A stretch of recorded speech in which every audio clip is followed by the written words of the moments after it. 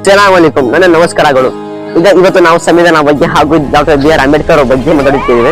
ಇವತ್ತು ನಮ್ಮ ಅಂಬೇಡ್ಕರ್ ಅವರು ಸ್ವಾತಂತ್ರ್ಯ ಮತ್ತು ಸಂವಿಧಾನವನ್ನು ನೀಡಿದ್ದಾರೆ. ಆದ್ದರಿಂದ ನಾವು ತುಂಬಾ ಹೆಮ್ಮೆಯಿಂದ ಇರಬೇಕು.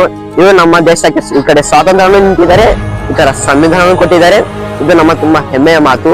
ಆದ್ದರಿಂದ ನಾವು ಇವರನ್ನು ತುಂಬಾ ಹೆಮ್ಮೆಯಿಂದ ಮತ್ತು ಗೌರವದಿಂದ ನೋಡ್ಕೊಳ್ಬೇಕು. ಆಮೇಲೆ ಇವರು ನಮ್ಮ ದೇಶಕ್ಕೆ ಬಂದ ಬ್ರಿಟಿಷರಿಗೆ ತೊಲಗಿಸಿ ನಮಗೆ ಸಂವಿಧಾನವನ್ನು ನೀಡಿದ್ದಾರೆ. ಆದ್ದರಿಂದ ಇವತ್ತು ನಾವು ಈ ದೇಶದಲ್ಲಿ ಹುಟ್ಟಿರೋದಕ್ಕೆ ನಮಗೆ ಪುಣ್ಯ ಮಾಡಿದ್ದೇವೆ. ಆದ್ದರಿಂದ ಈಗ ನಮ್ಮ ಡಾಕ್ಟರ್ ಬಿ.ಆರ್. ಅಂಬೇಡ್ಕರ್ ಅವರಿಗೆ ದೇವರು ಸದಾ ಒಳ್ಳೆದಿರಲಿ. ಆಮೇಲೆ ಅವ್ರ ದೇಶದಲ್ಲಿ ಸಂವಿಧಾನದಲ್ಲಿ ಜಾತಿ ಧರ್ಮ ಭೇದ ಇಲ್ಲದೆ ಸಂವಿಧಾನವನ್ನು ರಚಿಸಿದ್ದಾರೆ. ಇವರು ನಮ್ಮ ದೇಶಕ್ಕೆ ತುಂಬಾ ಹೆಮ್ಮೆಯ ಸಂವಿಧಾನವನ್ನು ರಚಿಸಿದ್ದಾರೆ.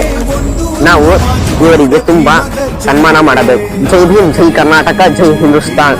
ಅಸ್ಸಲಾಮು ಅಲೈಕುಂ, ನನ್ನ ನಮಸ್ಕಾರಗಳು.